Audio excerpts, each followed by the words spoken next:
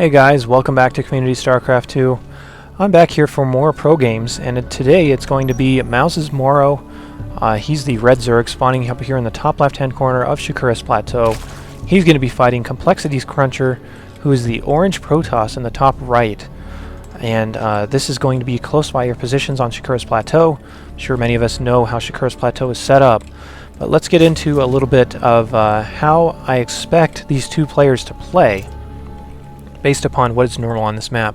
What you're usually going to see from Protoss on this map is dropping a pylon right here, as we can see Cruncher doing that, so that he can get his forge up and wall this off and put a couple of cannons behind it, which will hold against a lot of different stuff that the Zerg might be able to put out. In terms of Zerg, you really need to play very reactively and according to what you think your opponent might be doing. You need to be scouting well with your overlords, which you can see mouzMorroW sending out his overlord right now to see where Cruncher actually is. One other thing you can actually really do as Zerg that's pretty helpful against the Forge Fast Expand, especially in like medium level leagues, you can drop a early spawning pool and get some Zerglings in there and try to kill this pylon before the wall actually completes. It'll either make them have to wall off very early, which would be bad for you, but if you can get Zerglings in there and knock down this pylon and kill some probes with just 4 or 6 Zerglings, it could wind up being a huge win in terms of investments. But usually don't see that from pro levels and high level players because they'll have a lot better reactions, they'll have better scouting, so that's fairly unusual to see. Here comes mouzMorroW sending 2 drones down to try and fight off this probe. Probe does drop a proxy pylon just to block that hatchery from going down. You'll have to make Zerglings in order to get rid of this if you're mouzMorroW. Up comes the Nexus, so Cruncher actually went for Nexus first, which is pretty bold considering he did know that the spawning pool was on the way. He's not going to be able to close this off very easily. He's probably going to have to spend extra resources to close this off with a second gateway if he does get pressured. But nevertheless, Cruncher is going Nexus first against this Zerg player, who again is mouzMorroW. I mean, we don't need to say this Zerg player like he's some random guy. He's really good. But this probe does delay this hatchery even further. There's finally Zerglings reporting here, and Cruncher should actually cancel this pylon if he can, just because there's no real reason to keep it up right now. But he actually doesn't cancel it, so it's going to go ahead and get killed, and Cruncher loses all of the resources that he invested into that instead of just 25. Yeah, pretty normal stuff here coming down from both players. A cannon is going up behind the wall, and Cruncher is going to go ahead and drop his cybernetics core as soon as this gateway finishes. So down goes the cybernetics core. He is officially walled off, and not much is going to be able to hurt this. But whoa, mouzMorroW is not messing around. He's going for a quick third. This is a hatchery at 430, a third hatchery that is, which is extremely fast. If you were going for something like a speedling expand, you wouldn't even take your first hatchery until about 430. But the fact that he now is on his third hatchery at 430, that's going to be huge. Cruncher was trying to sneak in a proxy pylon here, but mouzMorroW catches wind of it, and he's going to be able to kill this no problem. He should try and deal with this probe if he can. Just assign a Zergling to follow it around and try to kill that, because you really don't want anybody setting up proxy pylons so they can warp in later and harass your expansions. This probe is most certainly going to die, but he does want to get in there and get one last scout off before he goes down. In terms of the worker count, you can see Cruncher is slightly ahead only because mouzMorroW's other hatcheries have not gone up, but you're going to see mouzMorroW fly ahead in drones. This is about the time where Protoss is going to take their next stage of tech, whether it be something like robotics or a Stargate. If you wall off like this, Stargate play is very, very popular and it's very effective, but mouzMorroW has a good position on this overlord that he can float in.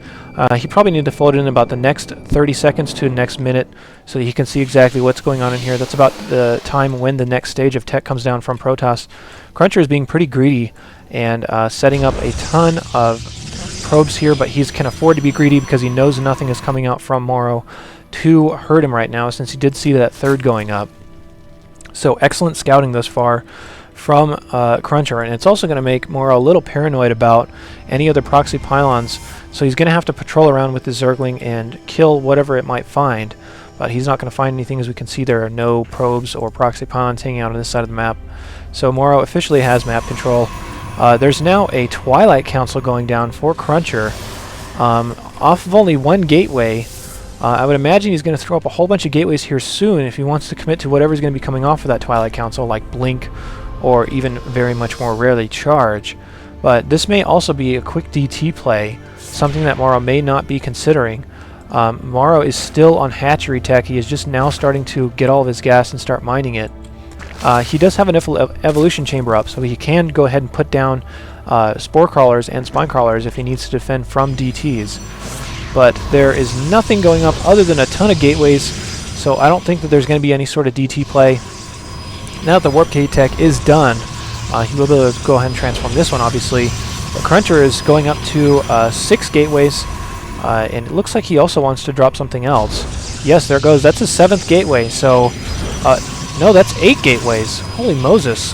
This is an 8-gate Blink Stalker. Looks like this is going to be a 2-base all-in play against mouzMorroW. And mouzMorroW has the production to deal with this. It's just a matter of, really, it's just a matter of larva cycle timings. And if mouzMorroW can get the scouting information that he needs and get out the units to deal with that, you can see him pumping Zerglings right now. And he's actually got a Baneling's Nest up, so he may just go for a bust now that he knows that Cruncher doesn't have much at the front door to hold this off. In particular, he does not have sentries to hold this off. Now we're seeing a little more into Cruncher, what Cruncher was thinking with those 8 gateways. He is destroying the one at his front door so that he can actually get out of his base. So he's going to put him at 7 total gateways once this one falls.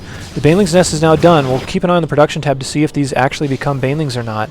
But if they do, and he busts in here, there's not going to be much that Cruncher is going to be able to do to stop that. So, mouzMorroW, what are you doing with these Zerglings? You can see him selecting them here every once in a while. We'll keep an eye on that to see what happens. It looks like +2 is on the way for Cruncher in order to get as much efficiency out of these Blink Stalkers as possible. Here come the Banelings, and they're not being morphed here. They're being morphed back at mouzMorroW's base. 16 Banelings on the way, and if you can catch these Stalkers in a bad spot and roll those Banelings in, you really need Baneling speed in order to pull something like this off, which he is actually just barely getting his lair up. That's exactly what you're going to need to push off this 7 gate, basically all in from Cruncher, in order to get this held off. But I'm not really sure if Cruncher is actually going to go all in with this, because he is putting a pylon down here.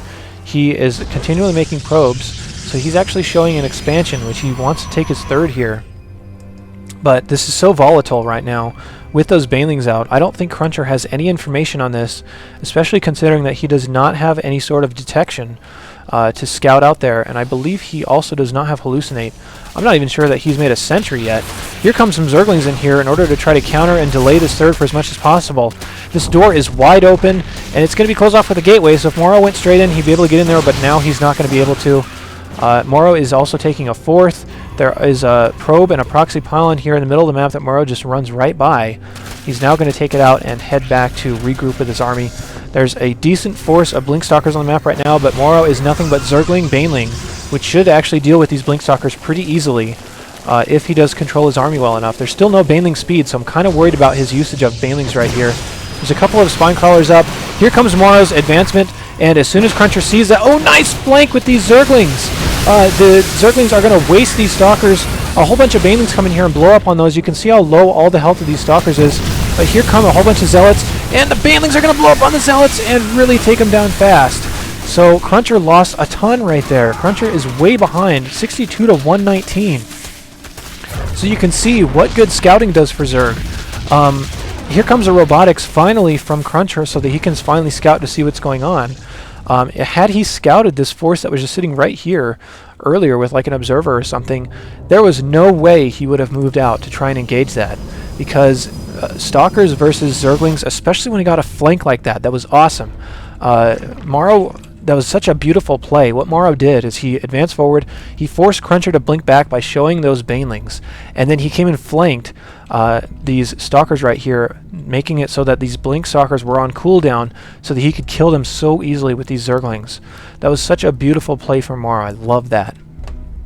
Up comes a Templar Archives from Cruncher. As we can see here on the production tab, this 3rd is going to get denied, which this is so frustrating as a Protoss player.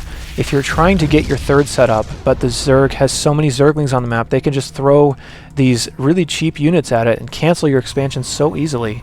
Up come actually dropping 4 mouzMorroW.